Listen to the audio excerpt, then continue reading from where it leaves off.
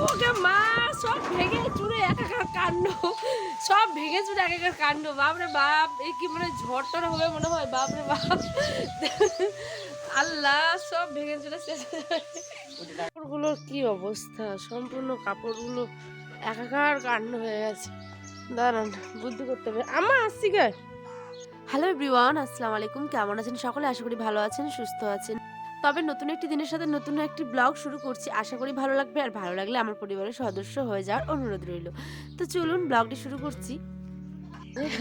আয়ান বন্দি দশা অবস্থায় আছে, আর ওর কান্নাটার কারণ হচ্ছে কি জানেন?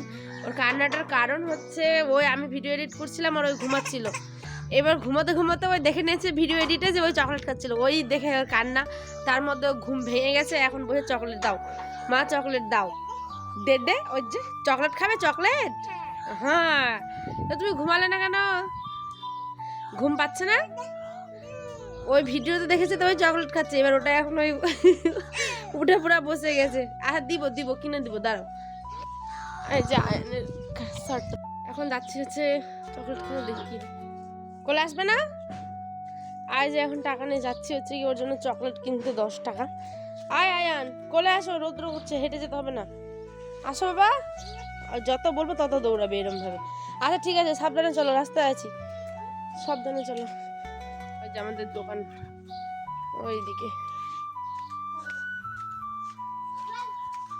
দাও তো চকলেট গুলো। বাপরে, আয় এখানে বদমাস। তো চলুন, কি আর করা যাবে, যেমন কথা তেমন কাজ। যে চকলেট নিতে চলে এসেছি, একটা মাছ নিয়েছি আর দুইটা ওই যে ললিপপ টাইপের চকলেটগুলো হয় সেগুলো, যেহেতু ওই একটু মানে ধরে ধরে খাবে সেই কারণেই। তো ওই তো এখন ছোট্ট, আর ওকে আমরা এই সমস্ত কিছু ক্যান্ডিগুলো দিই না, কারণ কি যে এগুলো তো অনেক কেমিক্যাল মানে থাকে সেই কারণেই। কিন্তু এই যে বাচ্চার জেদ কে শোনে, তাই না? মাছটাই নিয়েছো, এগুলোকে খাবে, এগুলোকে খাবে। হ্যাঁ, এত দাদুকে দে একটা, দে দে রে। চ চ চ, নিবে না বাবা, চ চ চ চ, বাড়ি চ বাড়ি চ। আচ্ছা আমি নিচ্ছি, চল চ চ চ চ। কোন আছেন কাঁদানো? আসো আসো আসো। এই রোজার দিনে বেশি ব্লগটা বড় করছি না, কারণ অত কথা বলার আমার মানে ইচ্ছেই করছে না। আর অনেকক্ষণ মানে শুয়েছিলাম, মাথা যেহেতু প্রচণ্ড যন্ত্রণা করছিল সেই কারণে শুয়ে শুয়ে ফেসবুকে যে সিরিয়ালগুলো হয় সেগুলো দেখছিলাম, বা এরকমই একটু জাস্ট আয়ানকে ঘুমিয়ে দিয়ে তারপর ভিডিওটা এডিট করলাম, তারপরে আপনাদের সাথে গল্প করতে আসলাম, যেহেতু আয়ান এখন হচ্ছে সেই কারণে। আয়ান, প্রচণ্ড বাতাস, তুমি বেরিও না। আয়ানকে আমি দরজা লাগিয়ে রেখেছি, যেহেতু প্রচণ্ড বাতাস। কোন দিকে গেলে গো আয়ান? ওই যে উড়াই যাবি বেটা। আমাকে নিয়ে যাওয়ার বাতাসটা শক্তি নাই। ওই যে এত পরিমাণে বাতাস, খালি শুধুমাত্র স্নানটা সেরে মানে এদিকে আসলাম। আর এদের এখানে মানে আমাদের বাড়িতে আর কি বেশিরভাগ, আর এই যে দেখছেন সমস্ত বাতাসে না সাবান কেস থেকে সমস্ত কিছু পড়ে আছে। তারই মধ্যে যে খোলা চুল রেখেছি, কেন বলুন তো? যেহেতু চুলের মধ্যে তেল দিয়েছি অনেকদিন পরে, তো সেই কারণে কেমন জানি চুলগুলো চিটচিট করছে, আর ভেজা চুল তাড়াতাড়ি শুকোতেই চায় না এই তেল দিলে। সেই জন্য তেল আমার একদম মানে বেশি দিতে ইচ্ছেই করে না। তো কি আর করবো, ব্লগগুলো এরকমই আপনাদের দেখাচ্ছি, কারণ খাওয়া দাওয়া তো কোনো কিছু নেই, জানেন তো এটা রমজান মাস, তাই না? তো শুধুমাত্র আয়নের জন্য আমাকে রান্নাটুকু করতে হয় অবশ্য, যেহেতু ওই খাই। ওকে সকালে ডালিয়া করে দিয়েছিলাম আর দুপুরে একটু সুজি করে দিব ভাবছি।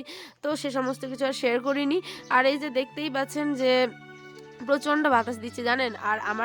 আর এই সমস্ত দিনে কেমন জানি খালি ঘুম ঘুম পাচ্ছে, মনে হচ্ছে যে সবসময় ঘুমিয়েই থাকি। আর তারই মধ্যে মনটা ভীষণ খারাপ হয়ে গেল জানেন। এই যে দেখতেই পাচ্ছেন মুকুলের ডালটা, মানে এই ডালটা আর কি আমি আসছিলাম আর আমার সামনের দিকেই ভেঙে পড়েছে, এত মনটা খারাপ হয়ে গেলো। দেখে এখান থেকে কতগুলো আমের মানে আম হতো বলুন তো।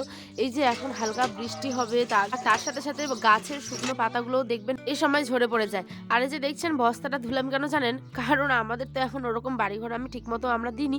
আর কি বলে বস্তা, কারণ কেন যে আয়ন সবসময় হাঁটাহাঁটি করে, আর ভালো মানে কার্পেট বা ভালো পাপোশ বেচাতে গেলে পরে না আয়ন, আর যেহেতু ছোট্ট, ওই অনেক অনেক অনেক মানে ওগুলো নিয়ে নষ্ট করে দিবে আর কি জানেন। সবসময় বাইরে নিয়ে চলে যেতে ভাবলাম চলুন বস্তাগুলো আমরা বাইরের দিকে এরকম জাস্ট পাগুলো মোছার জন্য দিয়ে থাকি।